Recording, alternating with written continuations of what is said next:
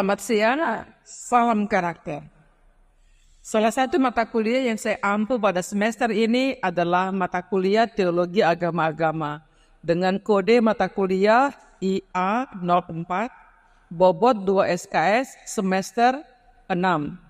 Dengan demikian mata kuliah ini dikontrak oleh mahasiswa setelah menjalani 50% dari keseluruhan mata kuliah yang harus diambil dalam program studi teologi untuk boleh menyelesaikan program ini. Adapun keterampilan yang diharapkan dari mahasiswa setelah menyelesaikan mata kuliah ini adalah mampu menerapkan pemikiran logis, kritis, konstruktif, dan inovatif dalam pengembangan teologi agama-agama di Indonesia. Yang kedua, mampu menunjukkan kinerja yang bermutu dan terukur, dan selanjutnya mampu memecahkan masalah pekerjaan dengan sifat dan konteks yang sesuai dengan bidang keahliannya dengan didasarkan pada pemikiran logis, inovatif, dan bertanggung jawab atas hasil kerjanya secara mandiri. Selanjutnya mampu menyusun laporan hasil dan proses kerja secara akurat dan sahih serta dengan mengkomunikasikannya secara efektif kepada pihak lain yang membutuhkannya.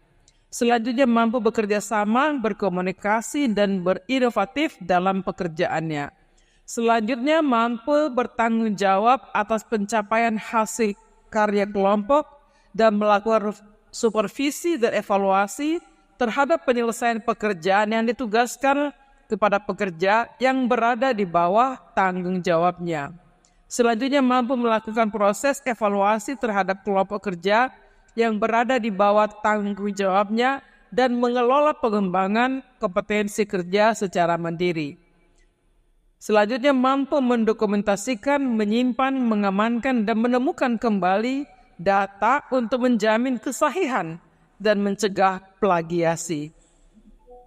Keterampilan khusus yang diharapkan lewat mata kuliah ini adalah mampu merumuskan identifikasi dan analisa terhadap substansi dasar dari teologi agama-agama. Selanjutnya mampu membangun ruang berteologi bagi pengembangan teologi agama-agama yang kontekstual di Indonesia. Selanjutnya mampu merancang bangun teologi yang memberi tempat bagi kehadiran setiap agama secara setara dalam konteks Negara Kesatuan Republik Indonesia. Deskripsi singkat mata kuliah. Melalui mata kuliah ini, profil tujuan pembelajaran, mahasiswa mampu mengidentifikasi dan melakukan analisa sosial terkait masalah-masalah keagamaan dalam konteks NKRI. Yang kedua, mahasiswa mampu melakukan refleksi teologis sosial hingga pada tingkat terbentuknya kesadaran baru para profil lulusan bahwa agama harus didorong untuk menjadi alat pemersatu atau perekat persaudaraan di tengah-tengah gereja dan masyarakat. Adapun metode pembelajaran menggunakan pendekatan student-centered learning, terutama dalam penulisan laporan bacaan yang terdiri dari pendahuluan, memuat pandangan umum terkait topik bacaan, isi, memuat substansi dari isi buku, pembahasan memuat analisa dan pembahasan terhadap keseluruhan isi buku. Dengan menggunakan sejumlah referensi lain minimal 7-10 buku sehingga isi buku dapat ditangkap dengan lebih jelas. Lalu juga memuat kesimpulan dan refleksi tentang bagaimana sikap dan refleksi mahasiswa sebagai penulis laporan bacaan di mana pemikiran subjektif dan pengalaman penulis turut terangkum di dalamnya. Di awal perkuliahan, mahasiswa diminta untuk menjelaskan isi buku. Dalam proses ini, sebenarnya hendak ditangkap adalah terjadi internalisasi dalam diri mahasiswa dan karena sudah mengikutsertakan pengalaman pribadi mahasiswa yang sangat penting juga sebagai sumber pembelajaran. Metode yang digunakan juga blended learning, yakni metode campuran antara online dan luring. Dalam materi-materi perkuliahan yang pertama adalah dilakukan perkenalan dan perumusan perkuliahan menyangkut skopa teologi agama-agama yang pertama. Yang kedua, teologi tentang Tuhan dan manusia dalam perspektif Indonesia dan Asia. Yang ketiga, teologi tentang Tuhan dan manusia dalam perspektif agama Kristen. teologi tentang Tuhan dan manusia dalam perspektif agama Islam. Selanjutnya teologi tentang Tuhan dan manusia dalam perspektif agama Hindu. Selanjutnya teologi tentang Tuhan dan manusia dalam perspektif agama Buddha. Selanjutnya teologi tentang Tuhan dan manusia dalam perspektif agama Konghucu. Dan selanjutnya teologi tentang Tuhan dan manusia dalam perspektif agama lokal Nusantara, secara khusus Batak. Dalam pertemuan 9 akan ada ujian mid semester. Selanjutnya pertemuan berikutnya adalah persiapan penelitian oleh mahasiswa. Jadi dalam hal ini mahasiswa akan dibagi dalam beberapa kelompok dan mereka akan melakukan penelitian mandiri ke lapangan. Itu bisa sampai beberapa hari, bahkan sampai 1 minggu. Dan kemudian setelah dari hasil penelitian lapangan, mereka akan menuliskannya sebagai laporan penelitian. Itu juga akan berkaitan dengan studi mandiri. Jadi mahasiswa diberi kebebasan yang seluas-luasnya dalam melakukan studi mandiri untuk supaya hasil penelitian mereka benar-benar komprehensif seperti itu. Nah, selanjutnya pendampingan dosen pada mahasiswa dalam penelitian dan proses penulisan laporan. Jadi ada juga waktu mahasiswa dan dosen bersama di lapangan untuk kemudian secara khusus dosen memandu mahasiswa dalam melakukan penelitian lapangan sekaligus menemukan isu-isu terbaru yang kemudian memantik dalam diskusi-diskusi selanjutnya. Nah, secara khusus dalam setelah hasil penelitian diharapkan bahwa akan ditemukan faktor pembentuk pandangan tentang Tuhan dan manusia. Akan ditemukan faktor dari sudut agama Kristen dan Islam, dari sudut agama Hindu, Buddha, dan Konghucu, lalu agama-agama lokal itu. Dan pada pertemuan terakhir, itu pertemuan ke-16,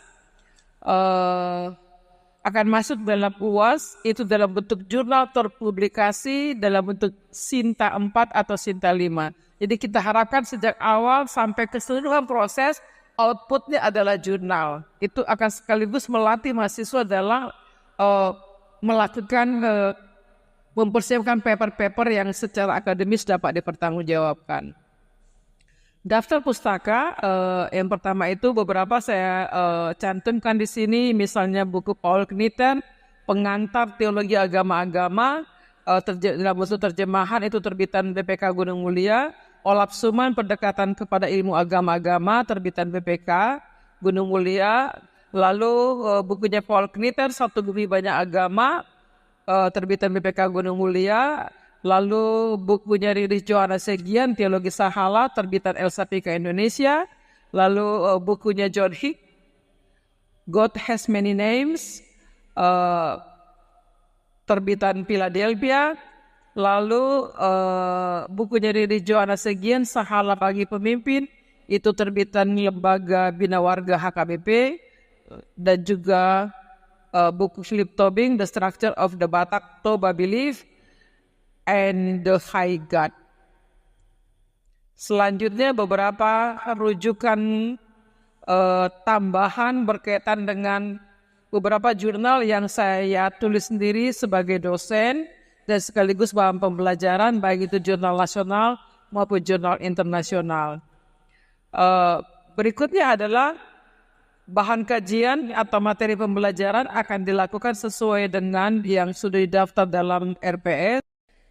Lalu kemudian metode pembelajaran yang pertama adalah presentasi dosen, selanjutnya student centered learning, ada problem based learning, dan ada tugas mandiri. Itu dalam bentuk di mana tadi saya sudah sampaikan mahasiswa dibagi dalam kelompok lalu mereka akan melakukan tugas mandiri. Lalu kita juga menggunakan, saya juga menggunakan sistem blended learning. Nah, semuanya itu diramu dalam satu mana mahasiswa menguasai materi dan diskusi di kelas.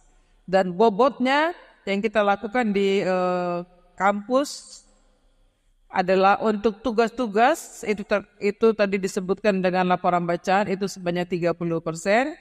Lalu untuk mid semester itu 30%, dan untuk UAS itu 40%. Tetapi yang paling penting intinya adalah bagaimana output daripada mata kuliah ini mahasiswa bisa menghasilkan paper yang akan kita kirim ke beberapa jurnal yang memuat tentang diskusi-diskusi seputar isu-isu teologi agama-agama di Indonesia, dan kita harapkan bisa terbit dalam Sinta 4 atau Sinta 5.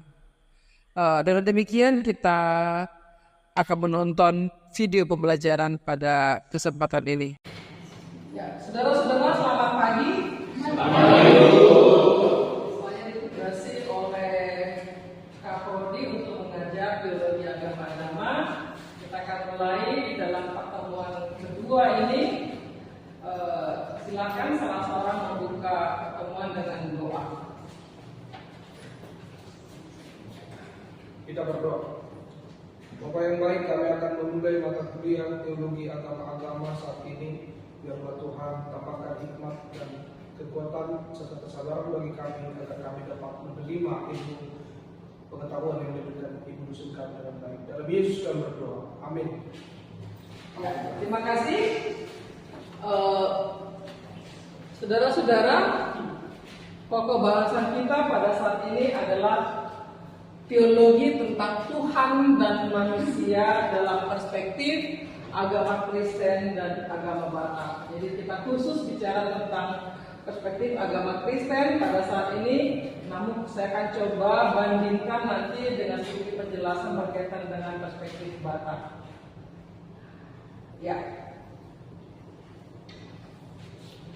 Ya, saudara bisa melihat slide yang ada di depan kita ini. Yang pertama sekali adalah dalam teologi Kristen, Tuhan dipercaya sebagai Allah pencipta langit dan bumi. Dan itu kita bisa ketahui dari kitab suci yang secara tegas mengatakan pada mulanya Allah menciptakan langit dan bumi. Itu ada di ayat mana ya?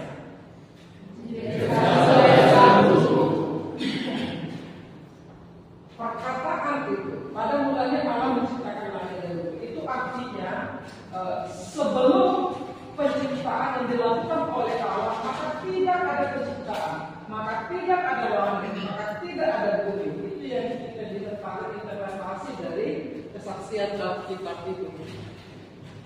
Yang berikutnya adalah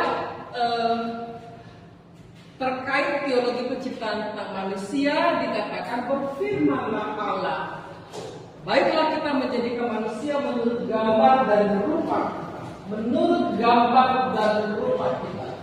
Segambar dengan Allah artinya kehidupan manusia itu sendiri harus mencerminkan Allah yang penuh kemuliaan, Allah yang penuh kasih, Allah yang penuh dengan kebenaran, Allah yang penuh dengan seluruh eksistensinya. Segambar dengan Allah juga tidak menjelaskan bahwa kita satu persekutuan dengan Allah. Kita tidak berbeda dengan Allah dalam komunitas orang percaya.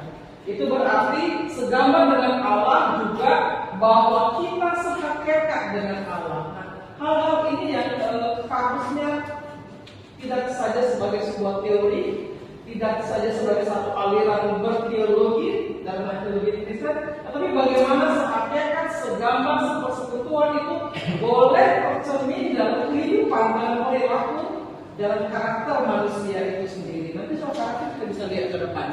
Ya, yang berikutnya adalah kita bisa melihat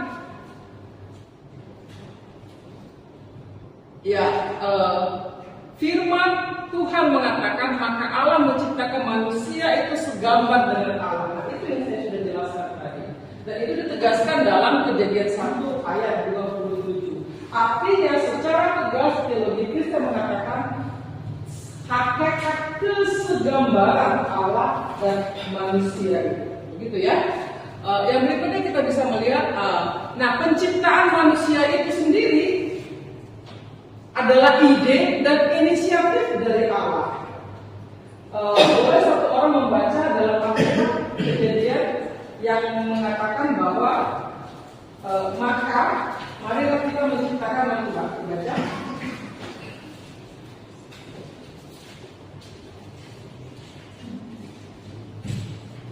Kejadian 1 ayat 26. Berfirmanlah Allah, baiklah kita menjadikan manusia menurut gambar dan rupa kita. Ya, sampai situ deh. Baiklah kita menjadikan manusia, kita bahas ini sekarang, katanya segambar sudah. Baiklah kita menciptakan manusia. Jadi kata baiklah itu enggak menegaskan bahwa inisiatif penciptaan manusia itu berasal dari Allah. Kalau Allah sendiri merencanakan menciptakan manusia seperti ini, maka itu adalah gagasan Allah, murni gagasan Allah. Dan manusia tidak punya hak, tidak punya otoritas untuk campur tangan atas gagasan Allah itu sendiri. Jadi artinya ketika Allah menciptakan manusia, maka tentu saja Allah punya sesuatu, tujuan, rancangan pada manusia itu sendiri. Mulai dari dia lahir, besar, sampai dia mati. Manusia itu mati. Nah, jadi itu yang mau ditegaskan. Inisiatif itu berasal dari Allah.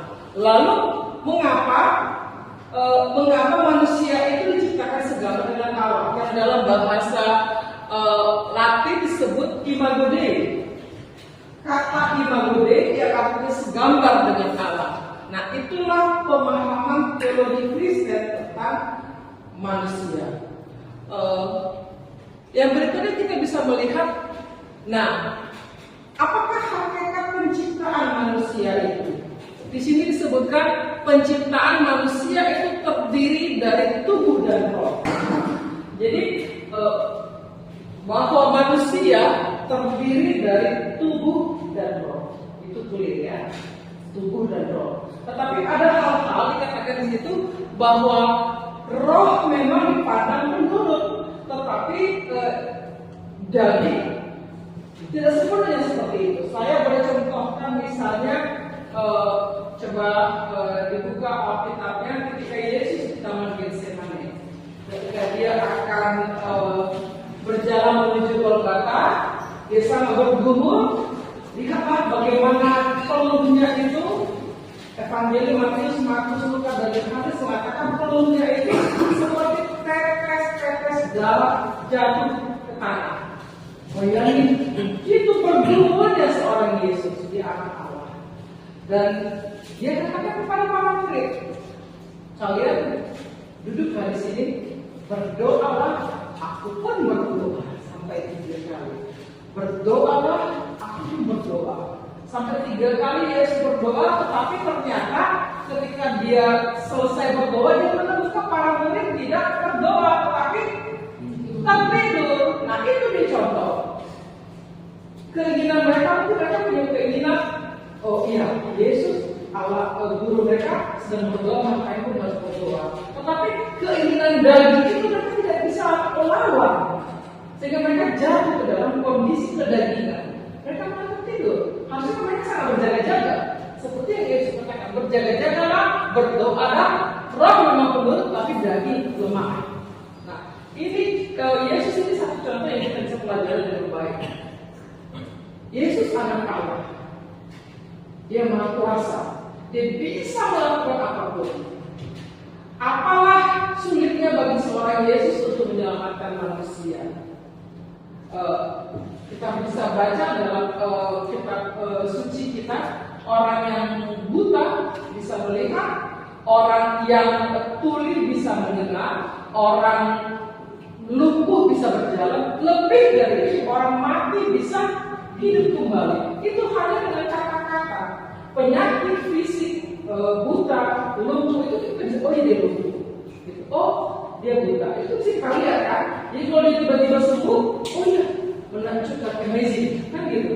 Tetapi dosa manusia, siapa yang bisa tahu? Siapa yang bisa lihat? Kan nggak ada.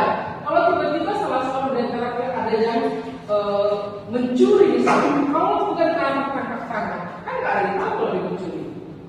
Nggak ada yang tahu. Apa sulitnya bagi Yesus kalau dosanya adalah mencuri? Dosamu jadi yang mencuri. Apa sulitnya? Lalu kenapa Yesus harus mati? Kan di situ. Mengapa Yesus harus mati?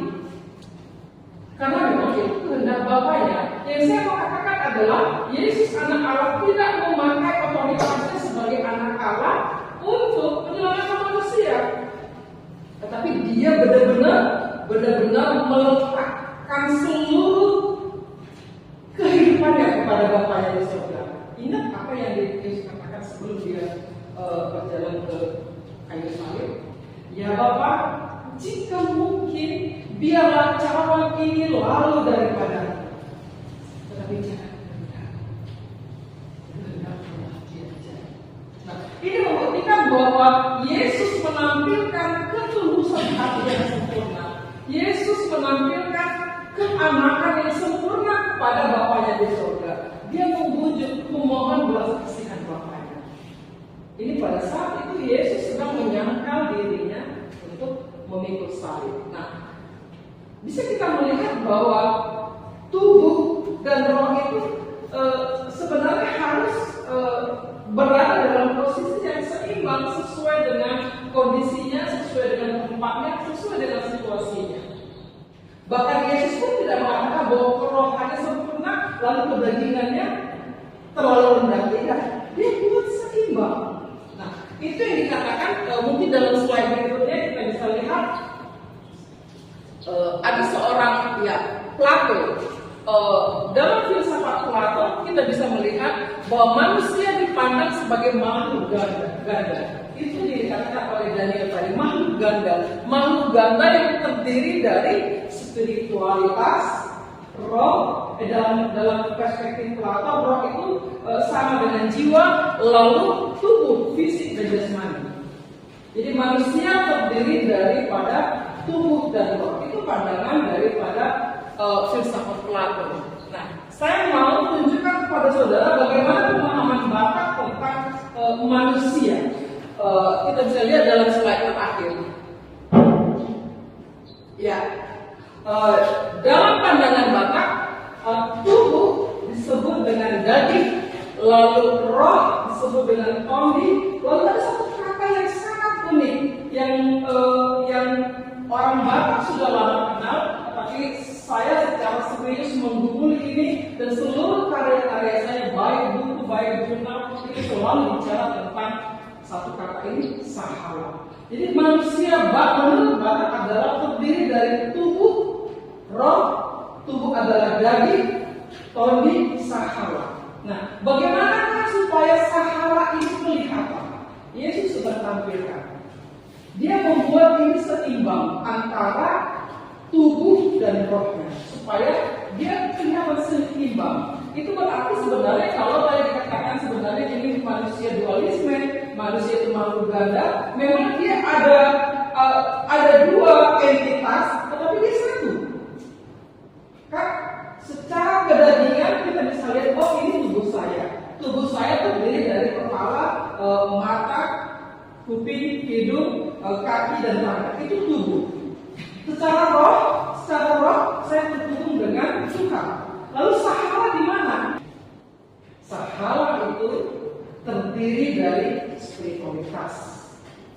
Spiritualitas yang unggul, bukan spiritualitas yang adem-adem ayam, bukan spiritualitas yang seadanya, yang secukupnya, bukan, tapi spiritualitas unggul. Yang kedua adalah sahala terdiri dari kualitas unggul. Lalu kalau kita memiliki kedua ini, spiritualitas unggul, kualitas unggul, maka kita akan tampil sebagai yang berkarakter unggul. Nah itu. Nah, apakah ciri atau karakteristik daripada orang yang berkarakter unggul yang dalam bahasa saya sebut masalah? Yang pertama adalah hal yang kita dengar, berintegritas, dapat dipercaya, hakosa, tulus hati, bisa merangkul banyak orang dan lain-lain. Itu yang saya katakan, kalau jadi kan tidak mudah juga untuk bertulus hati, tidak mudah juga untuk menampilkan diri kita sebagai orang yang dipercaya. Tetapi bagaimana? Caranya adalah dengan kita belajar kitab suci, kita baca, kita renungkan, kita gumulkan, dan kita internalisasikan dalam hidup kita sehari-hari. Jadi menjadi orang berkarakter, menjadi orang yang dapat dipercaya. Kalau ada situasi tertentu yang menggoda kita, misalnya ada dompet terletak di meja, biasa itu kalau di restoran seseorang atau di kafe ya, ada dompet, nggak ada orang, terus kita mengambil kan? Oh iya. Lalu kata hati kita mengatakan jangan, itu bukan milikmu. Mengapa kata hati kita mengatakan seperti itu? Karena kita suci mengatakan tidak boleh mengambil yang bukan miliknya, yang bukan bagiannya. Nah, jadi bagaimana ajaran-ajaran kitab suci yang kita miliki mengingatkan kita, menegur kita, menyapa kita untuk sekaligus mengawal kita supaya seluruh tindakan kita itu sesuai dengan ajaran agama kita. Dan dalam hal ini tidak saja agama Kristen mengatakan seperti itu, tetapi agama-agama lain juga mengatakan seperti itu, bahwa setiap orang harus melakukan ajaran agamanya dengan baik dan benar. Dalam konteks teologi agama-agama, setiap orang harus melakukan ajaran agamanya dengan baik dan benar supaya dia tampil berkarakter. Sampai sini boleh penjelasan saya dipahami? Bisa dimengerti ya? Ya. Jadi tubuh dan roh harus seimbang supaya sahabat yang dalam bahasa Indonesia sebenarnya dikatakan jiwa, supaya jiwa manusia itu, sahala manusia itu, karakter manusia itu ditampilkan dengan baik. Itu makanya kadang-kadang saya dengan mudah mengatakan ketika seorang mengatakan, saya berusaha untuk melakukan tugas saya dengan baik, tapi pada suatu saat dia tidak melakukannya dengan baik, dia absen atau dia lalai atau hal-hal lain, maka orang akan dengan mudah mengatakan dia kurang berkarakter atau karakternya tidak kuat, dia tidak bersahabat. Jadi, nah ini satu lagi saya mau tekankan bahwa sahabat itu bukan kita kan bisa bilang bahwa saya bersahabat, saya berkarakter, tidak bisa. Soal seseorang berkarakter apa tidak itu adalah sangat tergantung daripada penilaian publik, sangat tergantung daripada penilaian orang-orang di sekitar kita. Jadi pada saat ini kita sudah mempelajari bagaimana teologi tentang Tuhan dan manusia yang diciptakan sebagai segambar dengan Allah itu harus ditampilkan dalam kehidupan kita, dalam karakter kita. Dan sebenarnya itulah sejauh yang saya amati tujuan daripada setiap manusia beragama tidak lain, hanya untuk menjadikan manusia yang berkarakter. Ya, saya pikir cukup ya. Ya, terima kasih.